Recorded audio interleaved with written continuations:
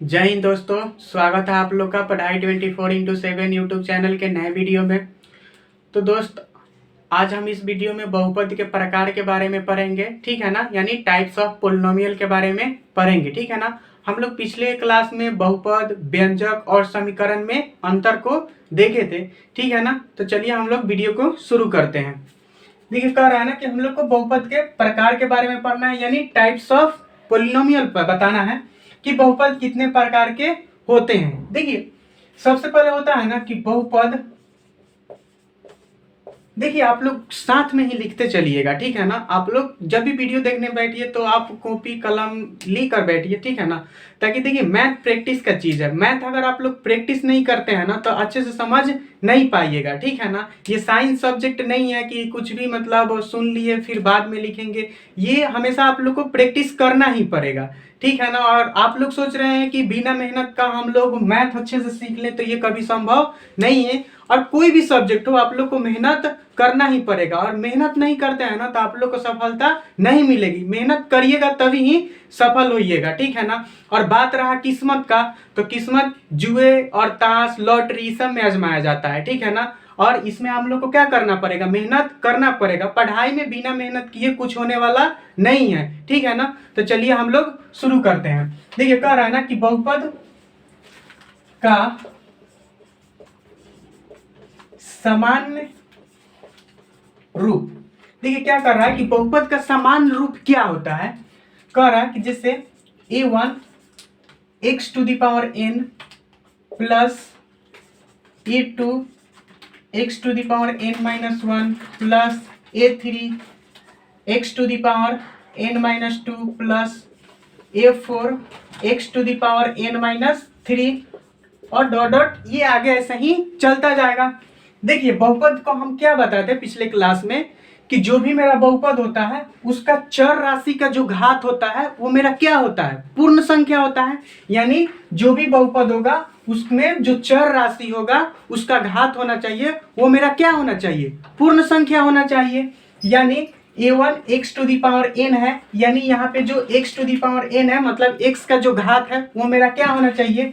पूर्ण संख्या होना चाहिए। ये जो n-1 है ये भी मेरा क्या होना चाहिए? पूर्ण संख्या। ये सारा मेरा क्या है? ये पूर्ण संख्या है। यानी यही बहुपद का मेरा क्या होता है? सामान्य रूप होता है। सामान्य रूप बोले तो मतलब इसी जनरली इसी फॉर्मेट में मेरा क्या होता है? बहुपद होता है। जैसे क्या है? a1 के जगह पर कोई भी मेरा क्या होता है? नंबर होता है। और a1 कोई भी मतलब ये भी क्या हो सकता है? पूर्ण संख्या हो सकता है, ठीक है ना। जैसे हम यहाँ पे ले लेते हैं कि 5x⁴ प्लस 4x³ प्लस यहाँ पे x ले लेते हैं प्लस 7 ले लेते हैं, ठीक है ना। तो देखिए, सबसे पहले यहाँ पे कितना है? 4। यहाँ पे सबसे बड़ा पावर कितना है? 4 है। यहाँ पे कितना है? 3 है। ठीक है, यहाँ पे कितना है? 1 है। अब यहाँ पे कितना हो सकता था? 2 भी तो हो सकता था, लेकिन क्या हो जाएगा? मान लीजिए कि वहां पे जो ax⁴n होगा वहां पे a का मान 0 हो जाएगा, तो ये क्या हो जाएगा? ये पूरा टर्म मेरा क्या हो जाएगा? 0 हो जाएगा।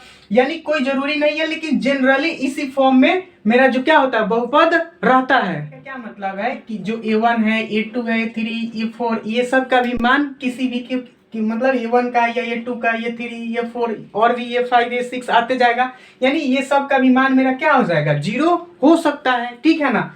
तो वही बात बोल रहा है यहाँ पे कि जैसे देखिए, इसका सबसे पहले हम अगर पूछे कि घात क्या होगा, तो अभी हम आपको लोग को पिछले वीडियो में बताए थे कि क्या, कि इसमें जो सबसे बड़ा पावर है वो कितना है? 4 है। यानी ये जो बहुपद है इसका घात कितना होगा? 4 होगा। ये जो बहुपद है इसका घात कितना होगा? 4 होगा, क्योंकि इसमें सबसे जो चर राशि है इसमें सबसे बड़ी घात क्या है? मतलब इसमें जो पावर है मतलब क्या है? यहाँ पे पूर्ण संख्या है। और क्या है? इतना 4 है। यानी इसका बहुपद का घात कितना होगा? मेरा 4 होगा। और कोई भी मतलब 5x³ प्लस 7।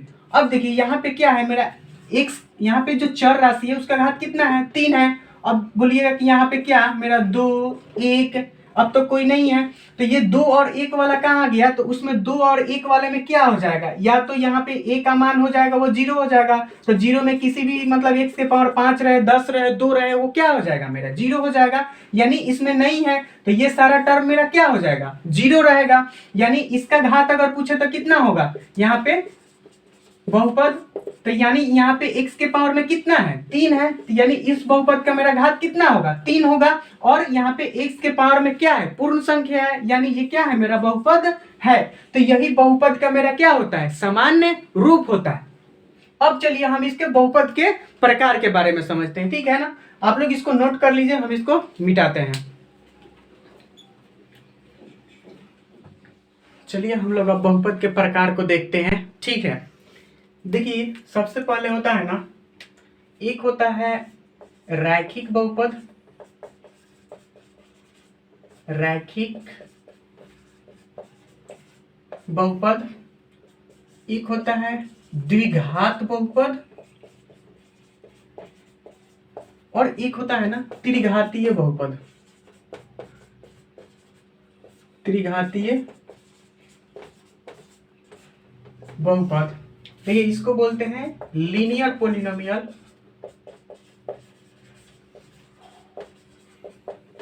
इसको बोलते हैं ना क्वाड्रेटिक,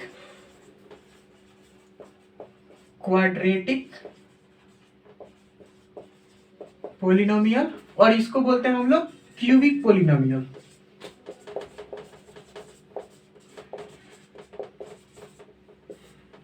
ठीक है, देखिए ऐसा नहीं है ना कि बहुपद यहाँ पे 3 ही प्रकार का होता है, मतलब रैखिक बहुपद, द्विघात बहुपद, त्रिघातीय बहुपद, अब चतुर्घातीय, पंचघातीय, जितना है उतना बना सकते हैं, ठीक है ना।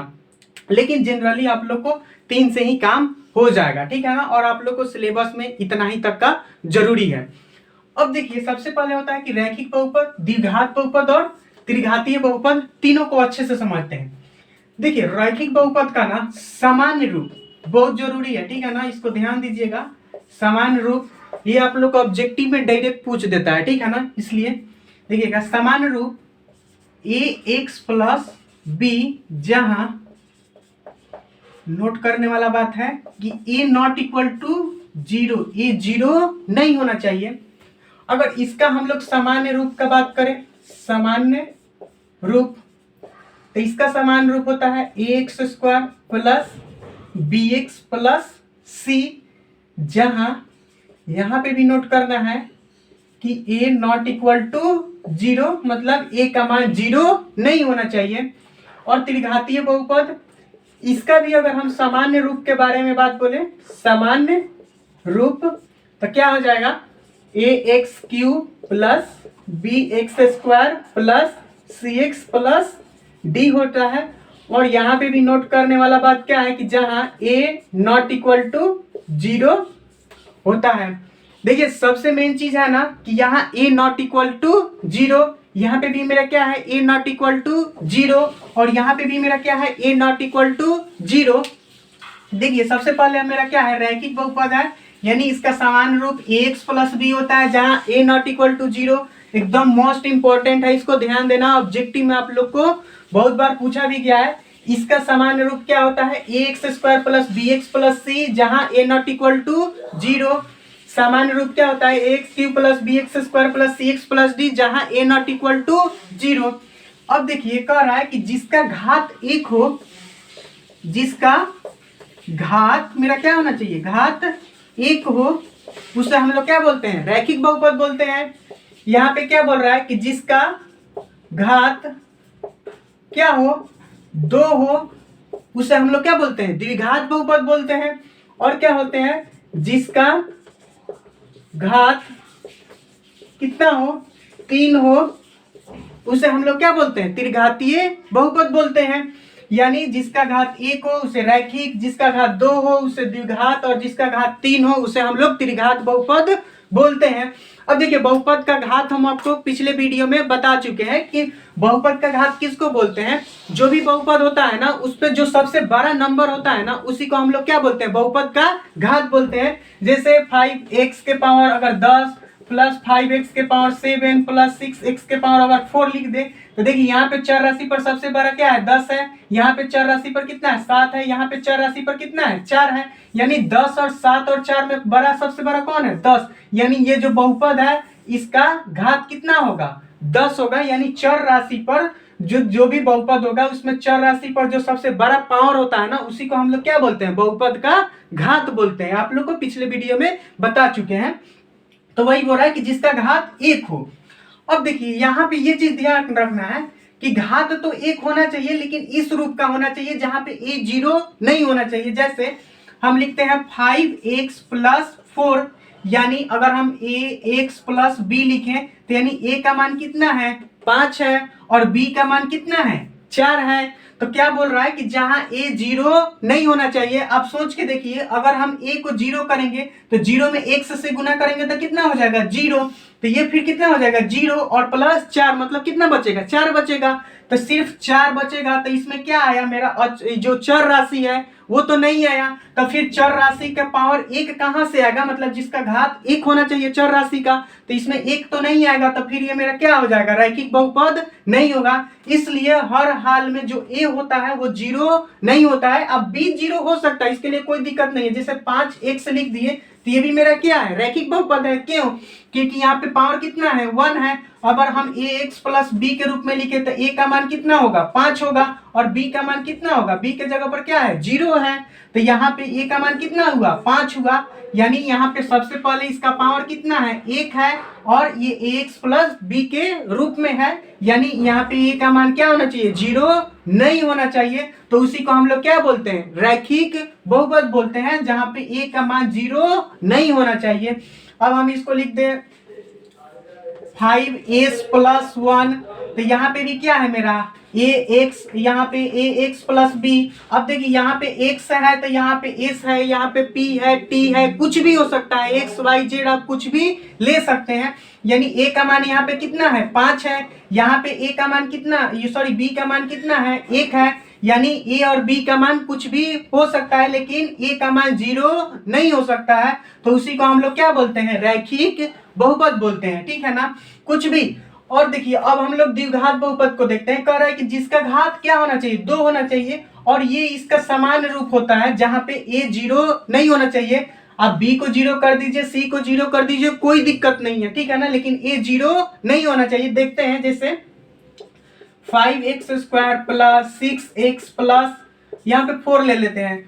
अब देखिए इस फॉर्म में ax square plus bx plus c। अब देखिए a का मान कितना हो जाएगा, यहाँ पे a की जगह पर कितना है x स्क्वायर के बगल में यहाँ पे 5 है, यहाँ पे a है तो a की जगह पर कितना हो जाएगा 5, यहाँ पे b के जगह पर कितना हो जाएगा 6, c के जगह पर कितना हो जाएगा 4। तो यानी यहाँ पे देखिए आप ही सोचिए, यहाँ पे अगर हम a का मान 0 कर देते हैं तो ये तो पूरा टर्म मेरा क्या हो जाएगा 0 हो जाएगा। तब फिर क्या बचेगा bx प्लस c, तो x के पावर मैक्सिमम कितना बच जाएगा 1 हो जाएगा। तो 1 हो जाएगा तो फिर क्या हो जाएगा ये रैखिक बहुपद हो जाएगा, ठीक ना। इसलिए यहाँ पे a का मान 0 नहीं हो सकता है, यानी यहाँ पे मैक्सिमम पावर कितना है 2 है, यानी इसका ये जो बहुपद है ये कौन सा बहुपद है, ये मेरा द्विघात बहुपद है, ठीक है। अब जैसे यहाँ पे सिर्फ हम 5x स्क्वायर लिखते हैं ना तब भी मेरा क्या है ये द्विघात बहुपद है। क्यों?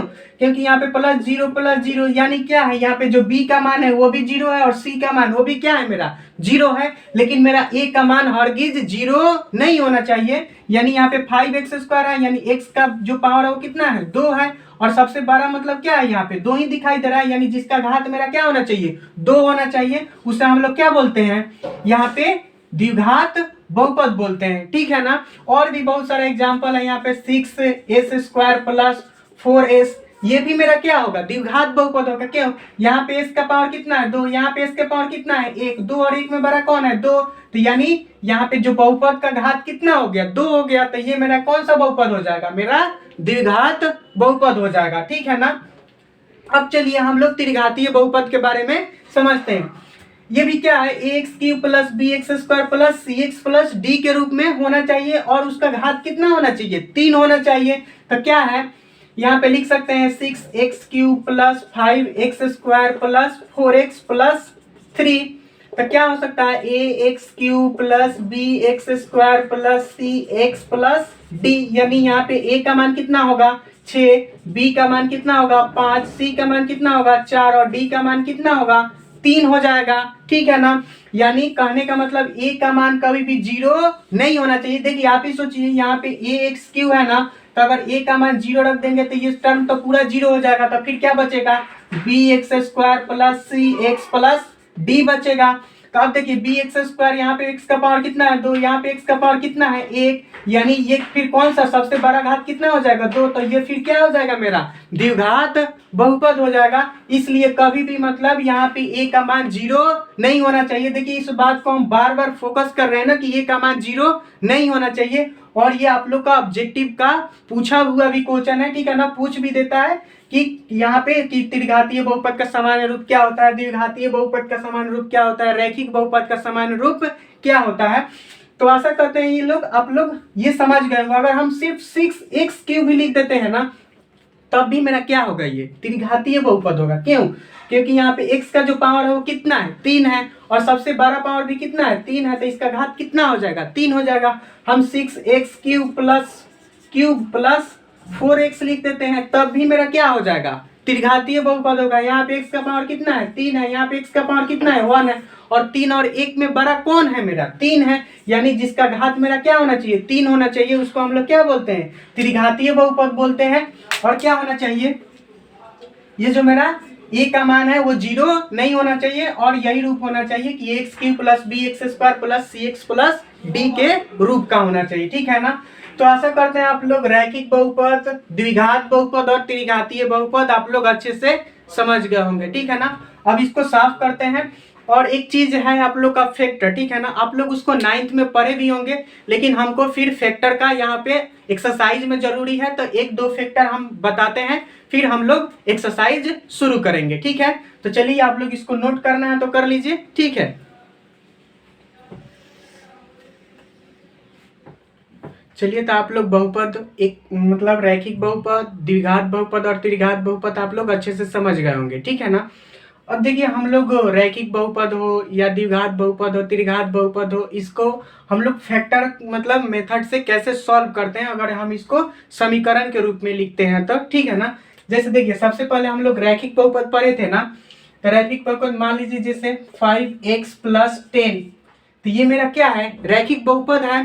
क्यों रैखिक बहुपद है? क्योंकि इसका पावर कितना है 1, और जिसका पावर 1 रहता है उसको क्या बोलते हैं रैखिक बहुपद बोलते हैं। अब देखिए जैसे ही इसमें अगर हम 0 लगा देते हैं ना तो ये मेरा क्या हो जाएगा रैखिक समीकरण हो जाएगा। हम आप लोग को बताए हैं कि जब भी यहाँ पे = लग जाए, मतलब बराबर का जहां भी सिंबल आ जाता है तो वो क्या हो जाता है मेरा समीकरण हो जाता है। यानी यहाँ पे ये मेरा क्या हो जाएगा रैखिक समीकरण हो जाएगा। और जैसे ही हम इसको मिटा देंगे = को, तो ये मेरा क्या हो जाएगा रैखिक बहुपद हो जाएगा। और फिर अगर हम = लगा दे तो ये मेरा क्या हो जाएगा समीकरण हो जाएगा, ठीक है ना। तो देखिए इस लोग को आप लोग आसानी से सॉल्व कर सकते हैं, आप लोग ये छोटे क्लास में सॉल्व भी किए होंगे। जैसे क्या है 5x है + 10 है ना, तो इधर जाएगा तो कितना हो जाएगा -10 हो जाएगा ना, ठीक है। अब देखिए यहाँ पे 5 और x में क्या है गुना का संबंध है ना, तो यहाँ पे x बराबर क्या लिख सकते हैं -10, और यहाँ पे ये जो गुना में है इधर आएगा तो क्या हो जाएगा भाग में हो जाएगा। तो अब क्या हो जाएगा 5 दूना 10, यानी x बराबर कितना हो जाएगा -2 हो जाएगा। यही मेरा क्या हो जाएगा x का मान हो जाएगा, ठीक है। अब जैसे हम ले लेते हैं ना 4x - 24 बराबर 0। अब देखिए हम इसको ना बराबर 0 को पहले हटाते हैं। सबसे पहले यहाँ पे क्या है x के पावर 1 है, मतलब चर राशि x है और उसका पावर कितना है 1 है, तो इसको क्या बोलेंगे रैखिक बहुपद बोलेंगे। और जैसे ही हम बराबर 0 लगा देते हैं तो ये क्या बन जाएगा रैखिक समीकरण बन जाएगा। तो ठीक है ना, जब भी होता है ना बहुपद का कोई हल नहीं होता है, ठीक है ना, जब भी हल होता है तो किसका समीकरण का हल होता है, ठीक है। अब देखिए क्या हो जाएगा यहाँ पे 4x, यहाँ पे -24 है ना, इधर जाएगा तो +24 हो जाएगा, तो कितना हो जाएगा 4x बराबर 24। अब यहाँ से x बराबर क्या लिख सकते हैं, यहाँ पे 4 क्या है गुना में है, तो यहाँ जाएगा तो क्या हो जाएगा भाग हो जाएगा, तो 24 बटा कितना हो जाएगा 4, और 6 मरतबे कटेगा, तो यानी x बराबर कितना हो जाएगा 6 हो जाएगा। तो इसी मेथड से हम लोग क्या करते हैं रैखिक समीकरण को सॉल्व करते हैं, ठीक है ना। अब चलते हैं हम लोग द्विघात समीकरण को कैसे हल करते हैं इसको देखते हैं। जैसे हम मान लीजिए कि एक द्विघात समीकरण लेते हैं x² + 11x + 24। अभी देखिए अभी ये मेरा क्या है एक द्विघात बहुपद है। क्यों? क्योंकि यहाँ पे देखिए यहाँ पे x है, यहाँ पे x है, यहाँ पे x का पावर कितना है 2 है, यहाँ पे कितना है 1 है, तो 2 और 1 में बड़ा कौन है 2 है, यानी ये मेरा क्या हो गया द्विघात बहुपद हो गया क्या, क्यों, क्योंकि इसका क्या होगा, मैक्सिमम पावर मेरा कितना हो गया, 2 हो गया, तो इसी को हम क्या बोलेंगे, द्विघात बहुपद बोलेंगे, ठीक है ना। और जैसे ही हम अगर बराबर 0 लगाएंगे तो ये मेरा क्या हो जाएगा, द्विघात समीकरण हो जाएगा, ठीक है। कुछ दिखा तो भलवा करे ना यार। जैसे ही अगर हम इसमें 0 लगाएंगे तो ये मेरा क्या हो जाएगा, द्विघात समीकरण हो जाएगा। अब देखिए इसको कैसे सॉल्व करते हैं, हम आपको इसको सामान्य रूप बताए थे, ax square plus bx plus c बराबर 0। अब क्या हो जाएगा, ये रैखिक समीकरण का सामान्य रूप हो जाएगा। देखिए जैसे ही 0 लगाएंगे बराबर करके तो फिर ये क्या हो जाएगा, समीकरण हो जाएगा। अब देखिए यहाँ से यहाँ पे एक्स स्क्वायर के बगल में कुछ नहीं है तो 1 है, इस हिसाब से यहाँ पे क्या है, एक्स स्क्वायर है, और यहाँ पे क्या है, बगल में a है, तो यहाँ पे क्या हो जाएगा, a का मान कितना हो जाएगा, 1 हो जाएगा। यहाँ b के जगह पर कितना है, 11, तो b का मान कितना हो जाएगा, 11, और c का मान कितना हो जाएगा, 24। देखिए यह जो एक्स स्क्वायर के बगल में रहता है ना, इसको हम लोग गुणांक बोलते हैं। गुणांक मतलब गुना का अंक। जैसे हम 5x स्क्वायर लिख रहे हैं ना, तो इसका मतलब क्या है, 5 गुनी एक्स स्क्वायर है। यानी हम पूछे कि एक्स स्क्वायर का गुणांक क्या होगा, तो क्या बोलेंगे, 5 बोलेंगे। क्यों, क्योंकि एक्स स्क्वायर के गुना में मेरा क्या है, 5 है। अब हम यहाँ पे 4x लिख रहे हैं, तो हम पूछे कि x का गुणांक क्या होगा, तो मतलब x के गुना में क्या है, तो 4 है, तो x का गुणांक यहाँ पे क्या हो जाएगा, 4 हो जाएगा। उसी प्रकार यहाँ पे एक्स स्क्वायर का गुणांक क्या है, 1 है, तो यानी a का मान क्या हो जाएगा, 1 हो जाएगा। x का गुणांक क्या है, 11, तब b का मान कितना हो जाएगा, 11। और यहाँ पे कांस्टेंट टर्म है, इसको क्या बोलेंगे, c बोलते हैं, ठीक है ना। तो इसका मान कितना हो जाएगा, 24। अब देखिए इसको सॉल्व कैसे करते हैं, जिसे x square plus 11x plus 24 बराबर 0। अब देखिए यहाँ पे कुछ नहीं है तो कितना है, 1 है। सबसे पहले ना क्या करते हैं ना, यहाँ पे 1 है जो एक्स स्क्वायर का गुणांक है, और जो यहाँ पे एक अचर राशि है इसमें क्या करते हैं ना, गुना करते हैं। तो यहाँ पे 24 है और यहाँ पे क्या है, 1 है, तो 24 में 1 से गुना करेंगे तो कितना होगा, 24 होगा। अब देखिए 24 को ना ऐसे दो फैक्टर के रूप में लिखना है ना, कि गुना करे तो मेरा कितना आना चाहिए, 24 आना चाहिए, लेकिन उसको जोड़े तो कितना आना चाहिए, 11 आना चाहिए। ध्यान से सुनिएगा कि गुना करे मतलब 24 में यहाँ पे 1 से गुना करेंगे तो कितना होगा, 24 होगा। यानी गुना करे तो कितना आना चाहिए, 24, लेकिन उसको जोड़े यानी दो संख्याओं का गुना करने पर 24, लेकिन दोनों संख्याओं को जोड़ने पर कितना आना चाहिए, 11 आना चाहिए। अब चलिए इसको देखते हैं। सबसे पहले शुरुआत करते हैं 1 से। तो 1 में अगर हम 24 से गुना करेंगे तो कितना आ जाएगा, 24 होगा। तो 1 में 24 से गुना करेंगे तो 24 होगा, लेकिन 24 और 1 जोड़ेंगे तो कितना हो जाएगा, 25 हो जाएगा। लेकिन लाना कितना है, यहाँ पे 11 होगा, 11 लाना है। अब देखिए मान लीजिए कि यहाँ पे अब 2 रखते हैं, तो 2 रखेंगे तो कितना होगा, 12, 12 दूना कितना होगा, 24। यानी 2 और 12 में गुना करेंगे तो 24 आ गया, लेकिन यहाँ पे जोड़ने पर कितना आना चाहिए, 11 आना चाहिए, लेकिन 2 और 12 कितना हो जाएगा, 14 आ जाएगा। तो ये भी मेरा क्या होगा, नहीं होगा। फिर चलिए अब 3 से देखते हैं कितना होगा, 3 8 24। तो 3 में 8 से गुना कर दिए तो 24 तो आ गया, लेकिन 3 और 8 जोड़े तो क्या आया, 11 आया। यानी ऐसे ही संख्या को हम लोग को चुनना है कि गुना करने पर तो क्या आना चाहिए, यहाँ पे 24 आ जाए, लेकिन अगर जोड़े तो ये भी मेरा क्या मतलब जो b का मान है उसके बराबर आ जाना चाहिए। यानी 3 और 8 में गुना किए तो 24 आ गया, और 3 और 8 जोड़ेंगे तो कितना आ जाएगा, 11 आ जाएगा। अब देखिए इसको लिखते कैसे हैं।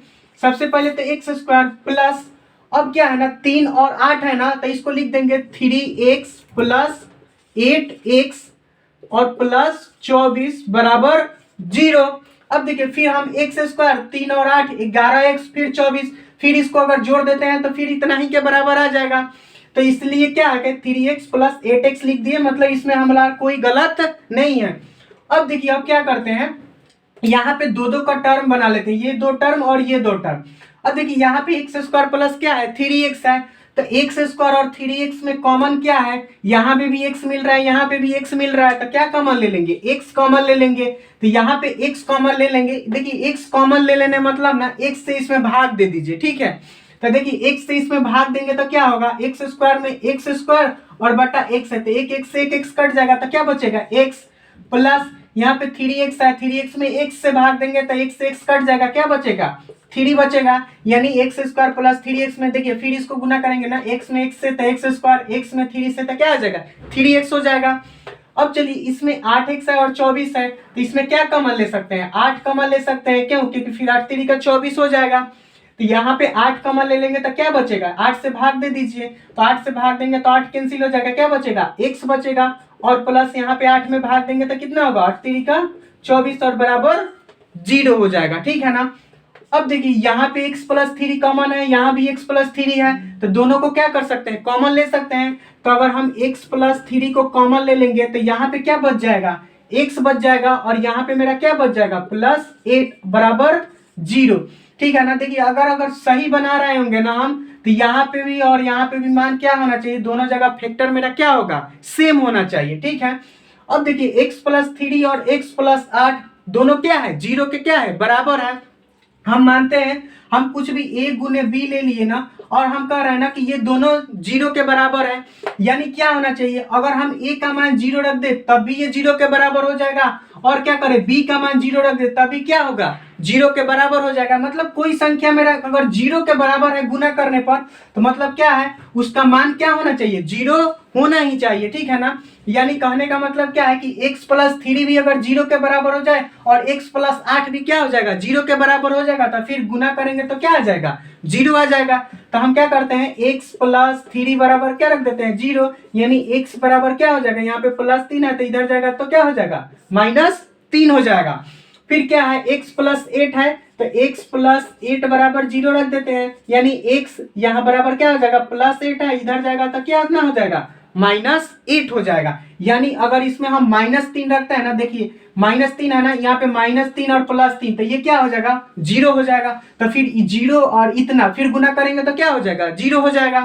फिर देखिए यहाँ पे x बराबर कितना है, -8 है ना, तो देखिए यहाँ पे x बराबर रख दीजिए -8, तो -8 और +8 कितना हो जाएगा, 0 हो जाएगा। फिर 0 में इतना से गुना करेंगे तो क्या हो जाएगा, 0 हो जाएगा।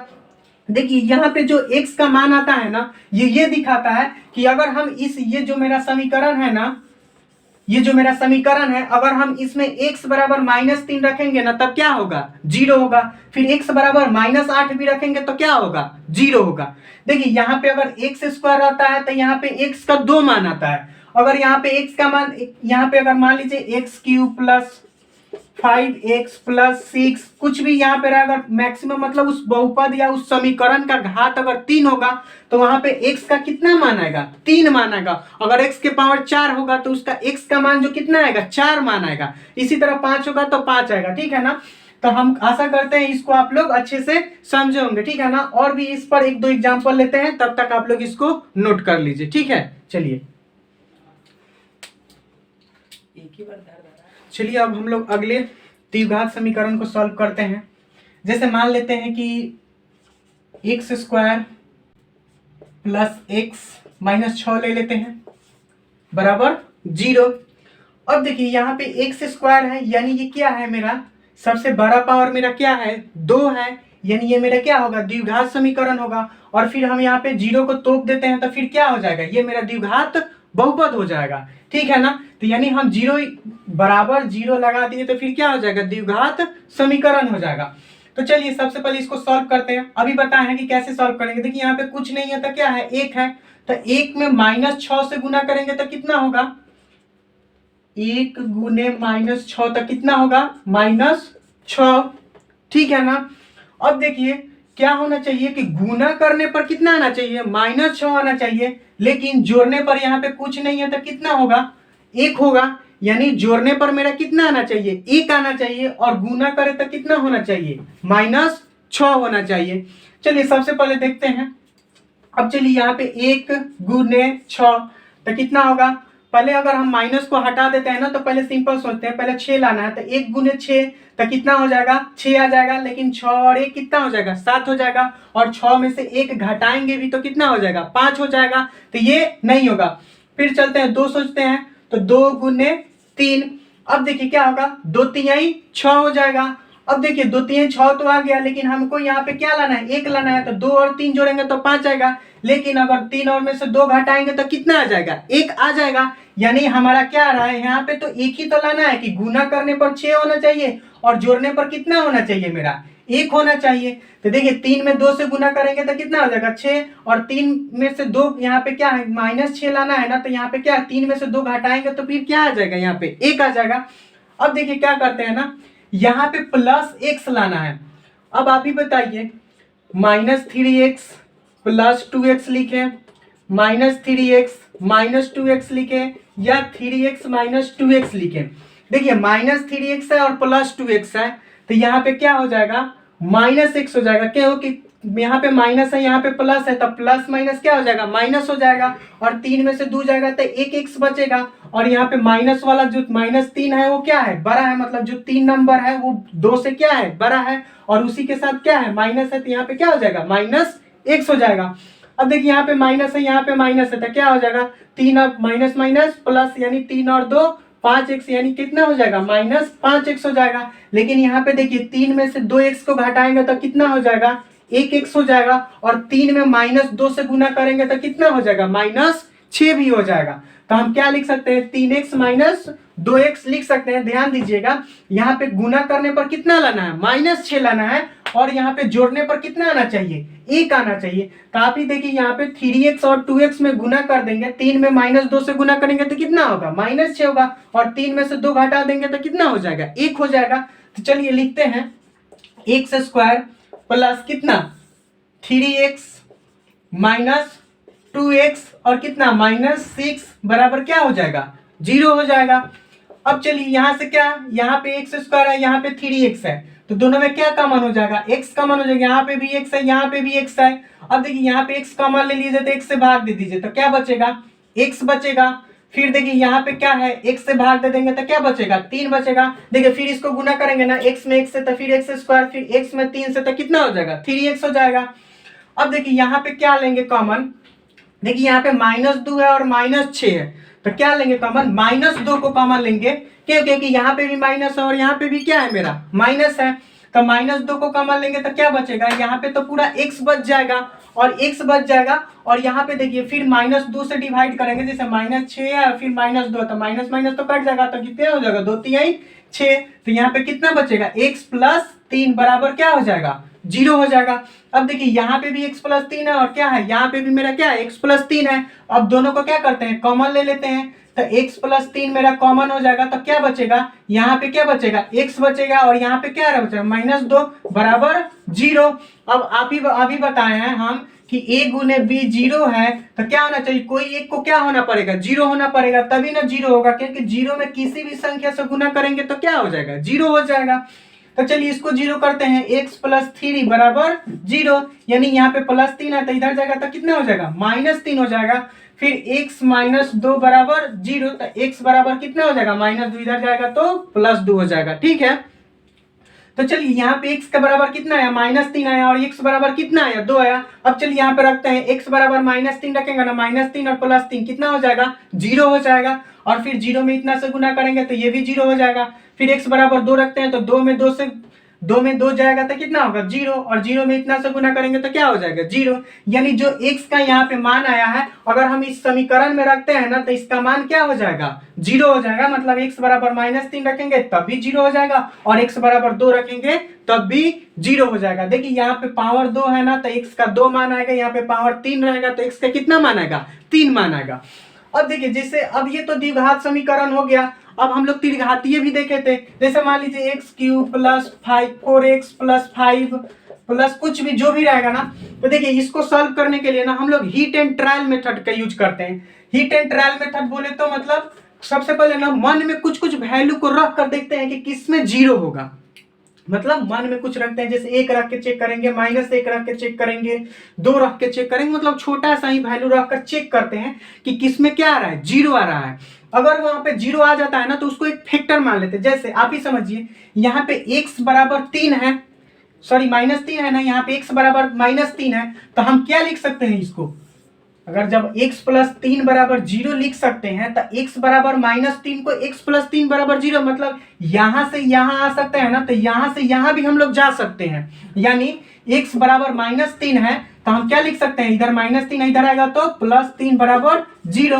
अब जैसे मान लीजिए कि यही हमको त्रिघातीय समीकरण दिया रहता और हमको करना ना, मतलब इसका हल निकालना रहता, तो हम क्या करते, चेक करते सबसे पहले कि हाँ x बराबर 1 रखते हैं, देखते हैं 0 आ रहा है कि नहीं, x बराबर 2 रखते हैं 0 आ रहा है। मान लीजिए कि हम x बराबर ऐसे 2 रखने पर 0 होगा नहीं, लेकिन मान लीजिए कि हम x बराबर 2 रख रहे हैं तो 0 आ जा रहा है, ठीक है ना। तो हम मान लेंगे कि इसका एक फैक्टर क्या होगा, x बराबर 2 रखने पर 0 आया, तो इधर 2 प्लस में है तो इधर आएगा तो क्या हो जाएगा, माइनस में 2 होगा, यानी x - 2 बराबर 0, ठीक है ना। तो यानी x बराबर -2 मेरा क्या हो जाता है, एक फैक्टर हो जाता है। और भी इसी तरह फैक्टर तोड़कर हम इसको सोल्यूशन करते हैं, ठीक है ना। लेकिन हम लोग को त्रिघातीय बहुपद पढ़ना नहीं है, हम लोग को क्या पढ़ना है, द्विघातीय बहुपद और द्विघातीय समीकरण के बारे में पढ़ना है, ठीक है ना। तो आप लोग, हम समझ रहे हैं कि फैक्टर तोड़ना आप लोग 9th क्लास में सीखे भी होंगे, ठीक है ना। और भी हम आपको यहाँ पे बता दिए और आप लोग अच्छे से समझ भी गए होंगे, ठीक है ना। तो हम लोग का ये द्विघात समीकरण और बहुपद के प्रकार, ये सब सारा आज टॉपिक समाप्त हो गया। और हम लोग अगले क्लास में क्या एक्सरसाइज लेकर मिलेंगे फिर अगले वीडियो में, ठीक है ना। तब तक आप लोग मन लगा के पढ़ते रहिए, फिर मिलते हैं अगले वीडियो में। जय हिंद।